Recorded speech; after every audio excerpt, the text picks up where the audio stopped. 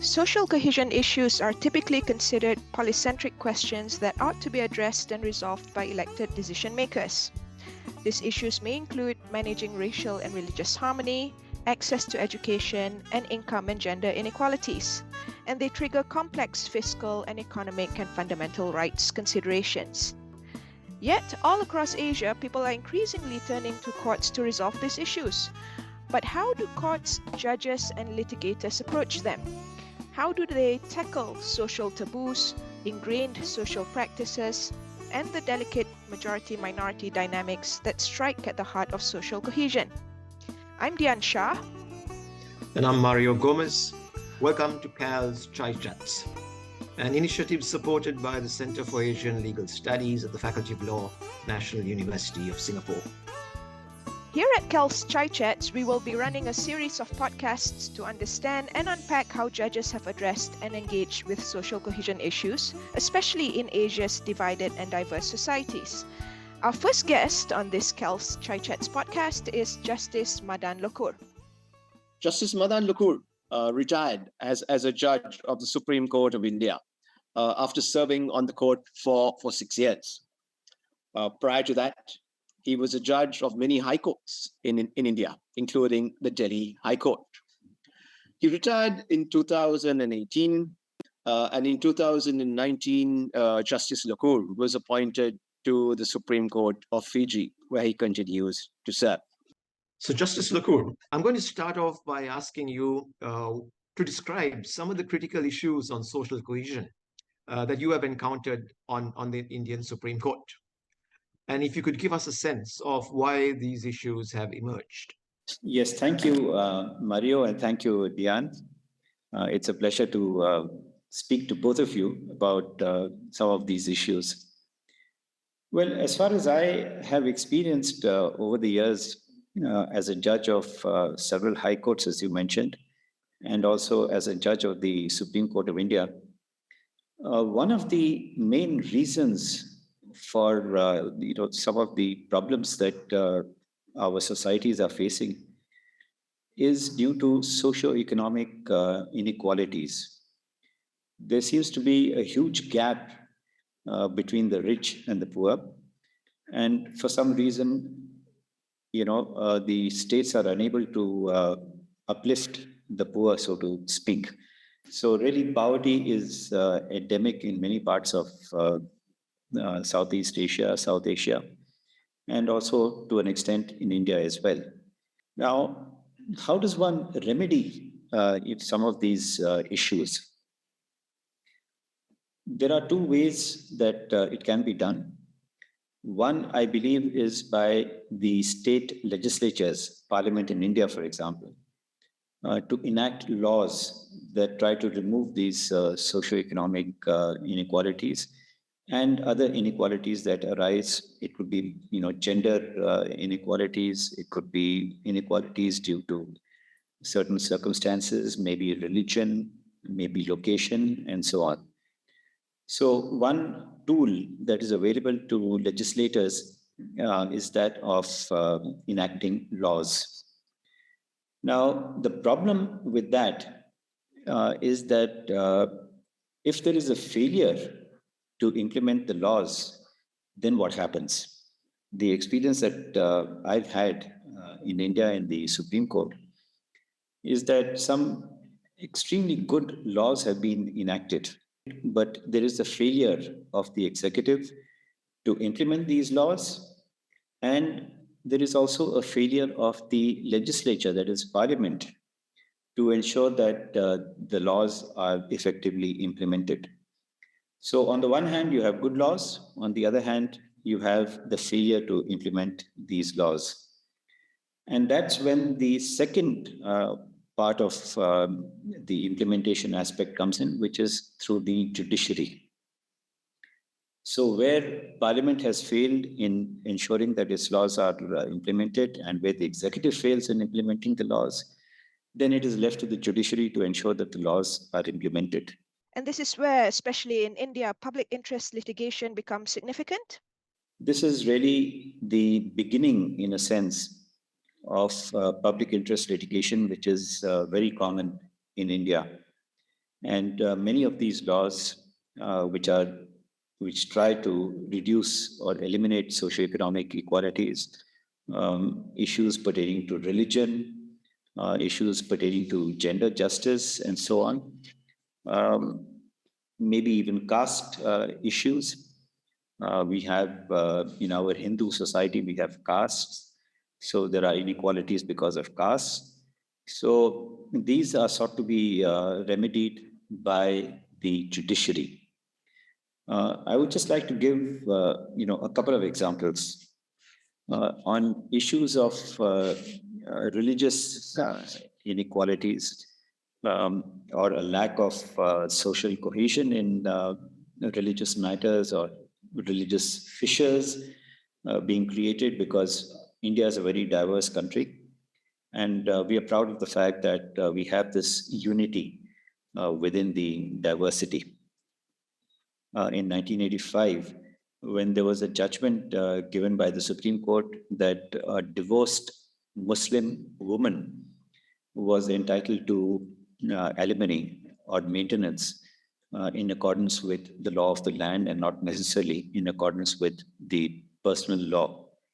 So that was way back in 1985. There were a couple of judgments after that also, one pertaining to Christians, women having an equal share in the property of the family, and so on.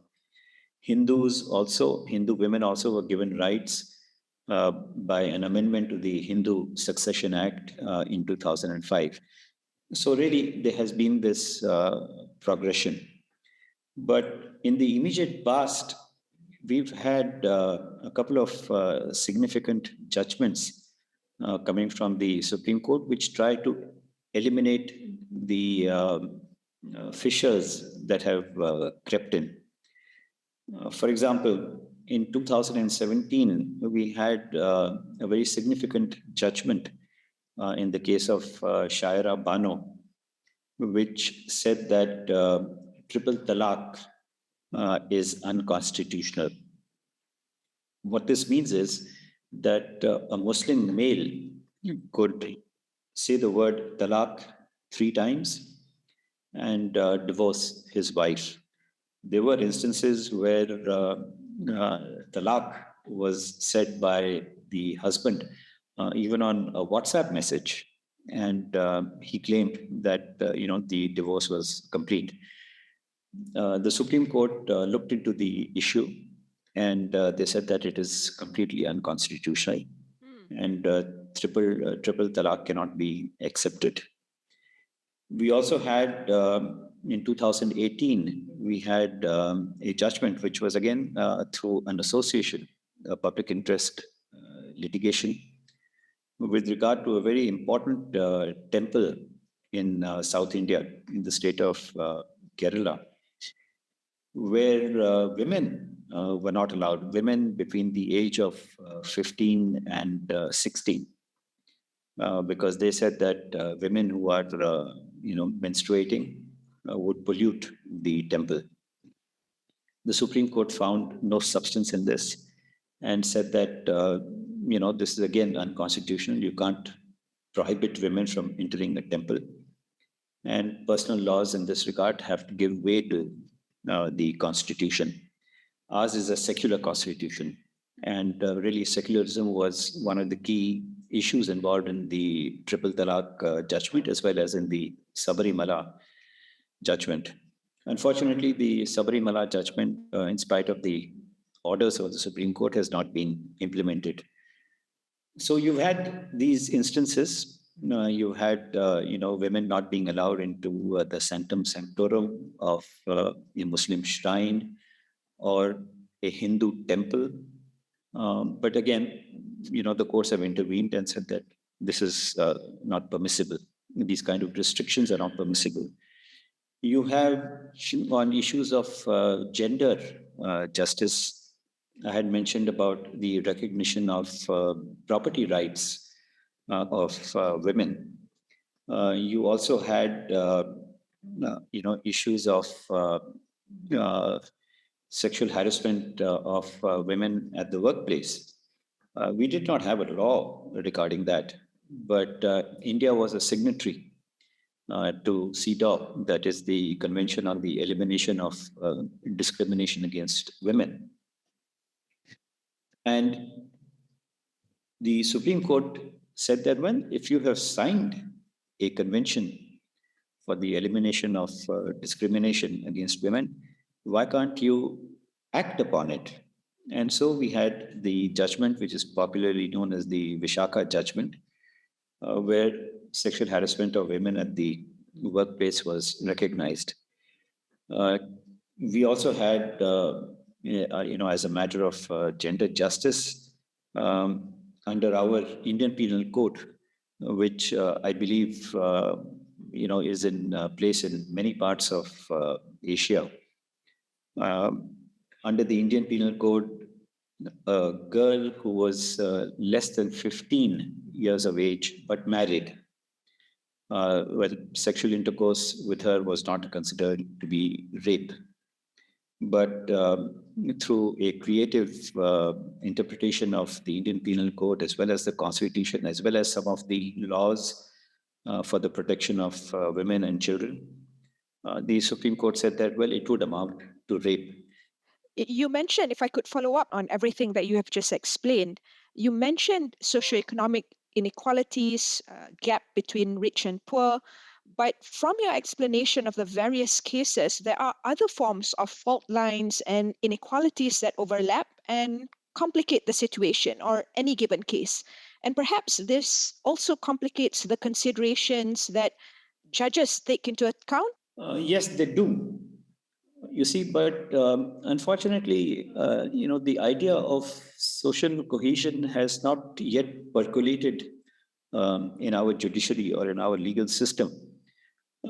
Maybe unwittingly, judges are, implementing some of these ideas without realizing that, it's a part of bringing society together. That is important. But I think, the kind of work that you are doing, for example, on social cohesion, that should bring it to the forefront, not only in India, I hope, but also in several other, South Asian countries and other countries as well. Why not? So really, judges are looking at many of these issues. Transgenders, for example, they have been marginalized, actually not even marginalized, but not part of society in that sense. But the Supreme Court recognized it. They recognized their plight, and through a judgment that was delivered in 2014, they recognized the rights of transgenders and recognized the existence of a third gender. So, and similarly, consenting homosexual adults. This is an offense, again, under the Indian Penal Code, which, like I said, is, being followed in many other countries. The Supreme Court decriminalized, these kind of relationships. So, really, without looking at it from the point of view of social cohesion, many sections of society, which were in a sense, not within the mainstream or were being discriminated against because of, whatever situation they were in, transgenders, for example, that mainstreaming has now been done, although, like I said, perhaps, unwittingly. So it just seems from your explanation that, complexities aside, it does seem as if such cases or issues do present opportunities to change, as I said earlier, ingrained social practices or taboos. So what are the roles of judges in adjudicating such issues from your experience? Well, like I said, many of these laws which are good, socioeconomic, it could be even gender issues like the Hindu Succession Act and so on. Many of them are not being implemented, right? So the judges in my view, have a very proactive role to play to ensure that these laws are implemented. I had referred to cases pertaining to construction workers.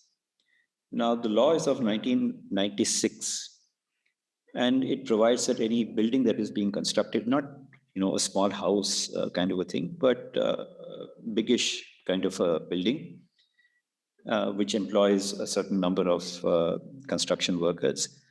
The owner of the building has to pay a cess to the government, and that cess is then passed on to the workers. So between 1996 and when I dealt with the case in 2016 or 2017, a huge amount was collected towards that cess in different parts of the country, in fact, in all parts of the country. But hardly any amount was passed on to the construction workers. Now, why is that? Right? It raises a socioeconomic issue because the amount is being collected for their welfare, but is not being utilized for their welfare. So, on the one hand, unemployed persons are asked to work, and then there is a delay in making them the payment for the work that they have done. Issues of food security, right? Again, there are certain provisions in the law which deal with food security, but they were not being implemented. These are statutory. Now you have constitutional rights, which may not necessarily have been translated into a law, but we have in the Constitution of India, Article 21, which guarantees personal liberty and the right to life. The right to life has been given a very broad meaning by the Supreme Court and by all the other courts in our country. So we have in some parts of India a very unfortunate, sort of a tradition that widows, they go to some places where there are important temples. One of the places that they go to is a town called Vrindavan. Now, the condition of the widows in Vrindavan was pathetic, and it was highlighted in a newspaper report, and it was taken up as a public interest litigation. I had occasion to deal with it. And although there is no law providing for the welfare of widows, we accepted the meaning of the right to life as being something related to the dignity of the individual. And we passed orders so that the dignity of these widows is recognized and preserved. So, you have instances of this nature. I had also mentioned about, old age homes or acid attacks, right? There are provisions. But if the law is not being implemented, you fall back on the Constitution to say that, well, this is a part of the right to life. So I've had to deal with many of these, rights of prisoners, for example, rights of under trial prisoners, rights of convicted prisoners. Again, no law, but the Constitution says that, they are entitled to a life of dignity. So this is really a development of the dignity jurisprudence, which has taken root in India. So these rights and opportunities that you have explained, Madan, and the problems of implementation, which really raises questions about resource allocation by the government. So how do judges and courts navigate this, in terms of mechanisms, tools, and strategies of judging and reasoning, bearing in mind that these issues also, as I said, raise complex questions about resource allocation? Yes, sometimes they do raise issues of resource allocation. For example, the Rural Employment Guarantee Scheme. Now, the resource cannot be unlimited. You can't have, billions of rupees available for this. But look at it from the point of view of the persons, of the citizens. When Parliament has said that, listen, something has to be done, the presumption is that the resource is available. All right. So why can't you provide the resource if it is available. Food security. Food is available. Why are you not able to provide it? In that case, why did you enact the law? You should have said that, well, we are not enacting a law because we don't have the resources, but that has never happened. Now, I will give you an example of the COVID pandemic, that we had gone through. I think this is a classic example of availability of resources and inability, to implement decisions by the executive. There was a time last year when there was an acute shortage of oxygen in hospitals.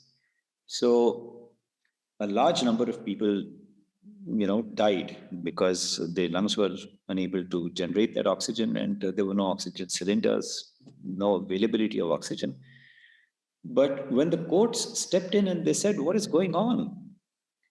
The government then took a decision that, all right, industrial oxygen, we will divert it, convert it into oxygen that can be used by human beings for survival.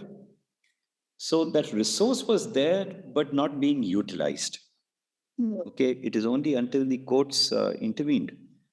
Similarly, availability of vaccinations. There was a problem in vaccinating people. And ultimately, the court had to say that, listen, why don't you get your act together and make sure that people are vaccinated? And when the directions came from the court, the executive was able to implement the vaccination scheme, which they had not even perhaps thought through at one point of time. We had a problem of, migration of workers and, labor and so on. In 2020, when there was a massive lockdown in India, millions of people migrated to their homes from the cities to the rural areas. There was problem of water, there was problem of food. Later, the Supreme Court intervened in a public interest petition and said that, why can't you provide these basic necessities, which form a part of life or a requirement of life, dignity of an individual? The government then got its act together, NGOs got their act together, and they were able to provide it. So, what I'm trying to say is that, resources can be a problem in certain situations, but those problems can be overcome by proper management. And somebody has to take the lead in this management so that people are not marginalized. People are not kept out of the mainstream for reasons that may not necessarily be germane to the problem. It has worked, like I said, in the during the COVID crisis that we've had over the last 2 years or so. We've had a problem in educating children. Now, schools have been shut. There is a digital divide. Many children don't have access to internet. They don't have access to a mobile phone, smartphone. So there is a resource crunch. Now, you can't provide every student with a laptop or a smartphone. Yes, there is a problem. But I suppose at some point of time, a balance has to be struck. And the Supreme Court has been, from the time when I was in the social justice bench, judges have been having this dialogue with the executive that this is a possible solution. What do you think about it? Can you do something about it? Yes or no? And the government says, all right, we'll look into it. And they come back with a solution or they come back with an answer. And then there is this dialogue, which is what took place really. The dialogue which we started in the social justice bench is what took place during the pandemic, when, issues of availability of oxygen, issues of vaccination, issues of water, food, all that, came up. So through this dialogue, that's one of the tools that is being used by the judges. Through this process of dialogue, the cohesion takes place and moves forward. That is fascinating, especially when you mentioned about this strategy or process of dialogue with the executive. Beyond that, though, where does public opinion figure into these interventions by judges and the Supreme Court in India? Yes, public opinion does matter to a very large extent. You see, let me tell you, we had a very ghastly rape incident in 2012, and it was reported all over the world about a young girl who was brutally raped. Eventually, she was, airlifted to Singapore, and she died. Now, public opinion, there were, protests day in and day out regarding safety of women, and large numbers of people, protested in different parts of the country.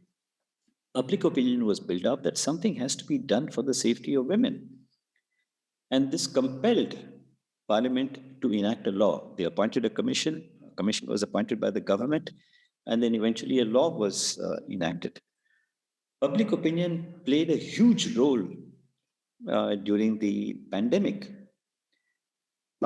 When day in and day out, television screens were full of instances of migrants having all kinds of problems. Newspapers carried reports. Social media carried stories. You've had several of these issues which have been raised by the public, including, like I said, entry of women into temples or mosques. These were all generated through public opinion. So public opinion really plays a big role. And I think public opinion can then shape the response of the executive and shape the response of the legislature. How much of an impact does it have on the judiciary? Well, the judiciary cannot say that, listen, we are not concerned with public opinion. That's where the dialogue aspect comes in, where the judiciary then tells, or the judges then tell the state that, listen, this is what we have come to know, or this is what we believe is going on. What is your reaction? And through that process of dialogue, if the executive does not accept public opinion, they will say, well, this is what our point of view is, and then leave it to the court to decide. So really, public opinion does have a very major impact. It leads to that dialogue, and that dialogue then leads to a solution. Those are very rich examples of cases involving social cohesion, but perhaps not conceptualized as social cohesion cases. I just wanted to ask you a very specific question on this social justice bench that the Supreme Court of India constituted some years ago. I think it was under your tenure. Why was this social justice bench set up to address issues of social marginalization? Do you think that worked as a judicial strategy? And would you say it has implications for other constitutional and Supreme Courts in other parts of the world? Yes. You see, let me tell you the background. When I was in the Supreme Court, I did deal with some cases of public interest. For example, relating to the rights of children or relating to the rights of prisoners and so on. And I felt, and also about the environment. And I felt that, while the Supreme Court was passing orders, they were not necessarily being implemented in letter and spirit by the executive. I brought this to the notice of the Chief Justice of India at that time. And I suggested to him that we should have a bench dedicated to these kind of issues. And he agreed immediately. He said that, yes, it's a good idea. And he said, what do we call that bench? So I suggested to him that we call it a social justice bench, because that is what we are going to be doing eventually. Social justice, we will be hoping to, provide social justice. So the Chief Justice of India agreed immediately. And he asked me whether I would be willing to preside over that bench. And I certainly said, yes, I would be more than happy to do so. So that's how the social justice bench, was formed by the Supreme Court. And a very large number of these issues, of course, I had to talk with the registrar in the Supreme Court, the Secretary General, to tell him what are the kind of cases that could be sent to the social justice bench. It is not every kind of public interest litigation which would necessarily have to be sent to the social justice bench, but issues dealing with social justice. And then the registry took over and they started, marking these kind of cases to the social justice bench, a very large number of them, dealing with persons who had been displaced for a variety of reasons, widows, like I mentioned, the rights of children. There were cases pending pertaining to the rights of children generally. Orphans, what happens to children who are in orphanages? Are they being looked after in a proper manner? Construction workers, old age homes, senior citizens, prisoners, unemployed youth, rural employment guarantee, food security. I mean, there were a host of issues. Environment, forest, management of forest, water, air pollution, and so on. So there were a whole range of issues. And I believe it did make an impact. It alerted the government to some of these issues. For example, the rights of children. A lot of progress has been made over the years. Acid attacks. What used to happen was somebody who was perhaps jilted, if I may use that word, by some girl. Well, that person would buy acid in the market and disfigure the girl. Very, very unfortunate. So we said that, well, this is not permissible. It's a crime. The rights of children. You can't just put them in a home and say, well, now that we've put you in a home, we've done our job. Children also have a life of dignity. So I think it did make a difference. But unfortunately, after I retired from the Supreme Court, the successive chief justices, well, when I was there, the successive chief justices continued with the social justice bench, although one of them, dropped it for about a year, which I thought was very unfortunate because that 1 year gap, I think made a huge difference. If it had continued, things would have been different. But after my retirement, for some reason, the Chief Justice and successive Chief Justices did not continue with the social justice bench. So, but, like I said, during the COVID pandemic in 2020 and 2021, issues of social justice came up and were being addressed, again, unwittingly, like social cohesion has been addressed unwittingly. So issues which would normally have come to the social justice bench are being addressed unwittingly. But I would say definitely giving the conditions of the people in India and from what I know in South Asia, I think the idea of a social justice bench is excellent. It is a collaboration. It is not the court versus the executive. It is not citizen versus executive. It is the court and the executive or the government. It is the citizen and the executive. So it's collaborative. It's a dialogue, and the common aim is to bring about this cohesion. The common aim is to uplift those who are on the margins of society, those who are forgotten, or those who don't have a voice. So really, I think there's just that much every government can do. But if they can be pushed into doing or prodded into doing something more, I don't see any harm. Right? It's only a benefit that can accrue to the citizens. So really, that A plus B, court plus executive, citizen plus executive, citizen plus executive plus court, I think can make a huge difference and would definitely be encouraged and should be encouraged. Thank you, Madan. That's very interesting.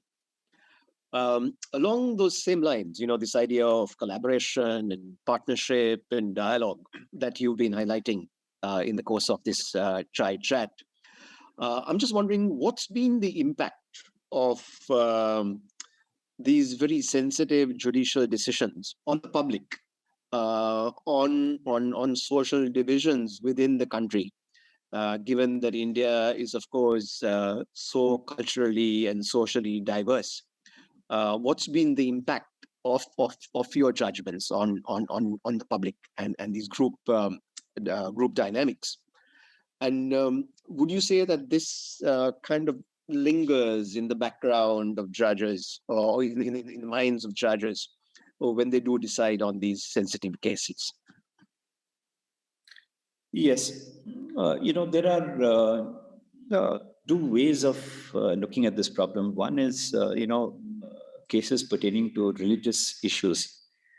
I did not have occasion to deal with any one of these cases, but I think, some of these judgments which pertain to religious issues have had a positive and a negative impact in some senses. There is talk of, for example, in India, of polarization. The Christians form one section of society, Muslims form one section of society, Hindus form one section of society. Okay, so Hindus are saying that whether we have our rights, and why should our rights be subordinated to the rights of Muslims or Christians?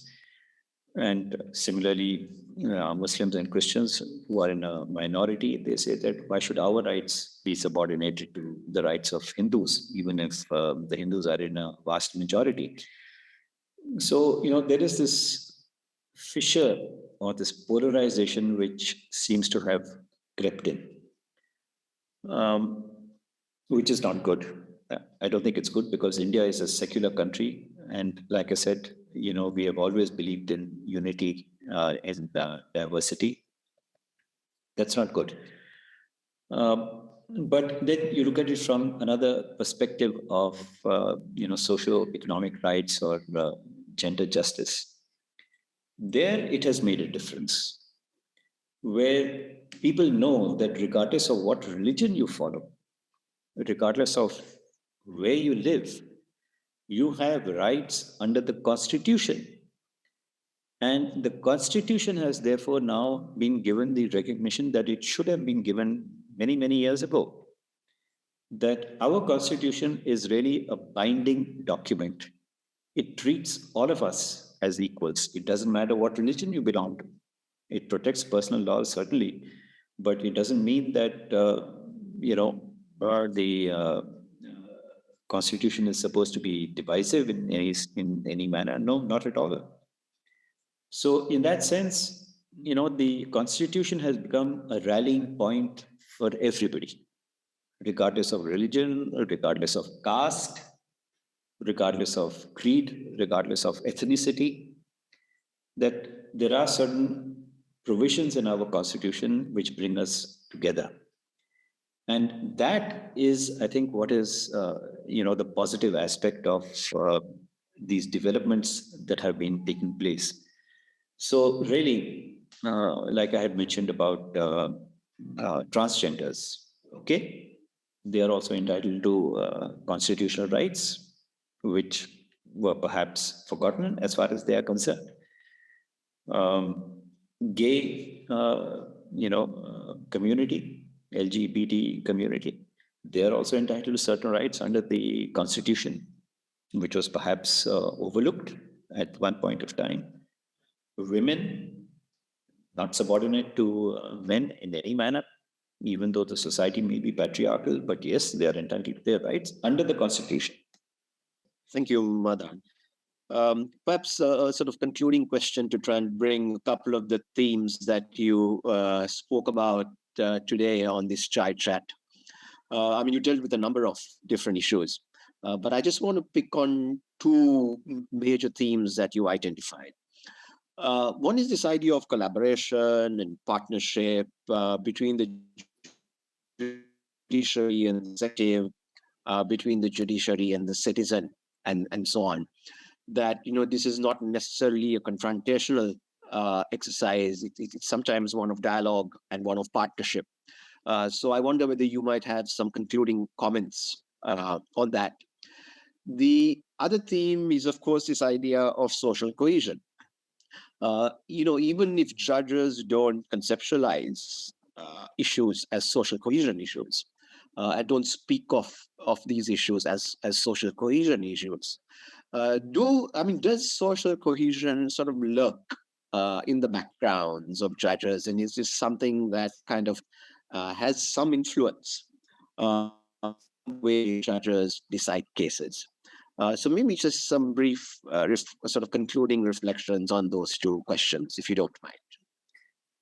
Yes. You see, so far as the aspect of partnership, collaboration, dialogue is concerned, I think it is absolutely necessary when we are dealing with issues, socioeconomic issues, when we are dealing with cultural issues, when we are dealing with religious issues, gender justice, and so on. I think it's absolutely important. And I think the process of dialogue that was initiated by the social justice bench has proved to be quite rich and has, in some respects, made an impact and brought about changes in many of these areas. So I think that is something that must definitely be encouraged. I think the idea of judges living in ivory towers, or the judiciary being in an ivory tower, I think it's time we give it up. Judges are as much a part of society as anybody else, and they live in that society. So they have to be a part of society and act as if they are a part of society. The social cohesion aspect is certainly lurking in the back of the mind of judges, even though they may not be conscious of it. Many of the decisions that have taken place, and which I have referred to, particularly those on relating to religion and other issues, the rights of tribals, for example, issues pertaining to caste, reservations in employment, reservations in education, and so on. These are, all various facets of social cohesion, where you are trying to bring in persons who are, in a sense, not in the mainstream. I'm not sure whether I would like to use the expression outside the mainstream, but not in the mainstream. When you're bringing them together, that is what social cohesion is all about.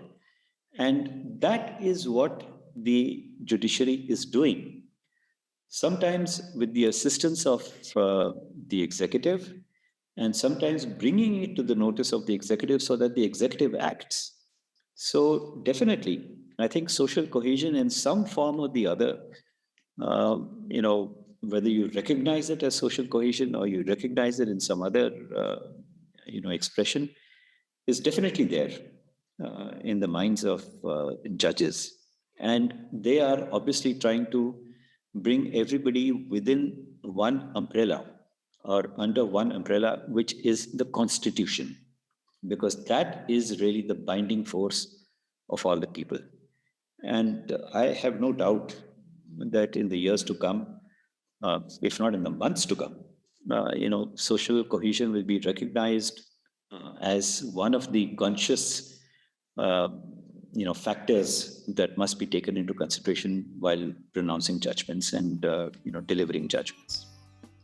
Thank you very much, Madan. It's been a pleasure to have had you on this CALS Chai Chats, and an even greater pleasure for us to have hosted you as our first guest on this podcast. Just to echo Mario, again, thank you very much for sharing with us your views as well as your experience on the Supreme Court bench, especially providing us with this rich insider's perspective on judging and social cohesion. Yeah, thank you very much, Dian, and thank you very much, Mario. It's been a pleasure.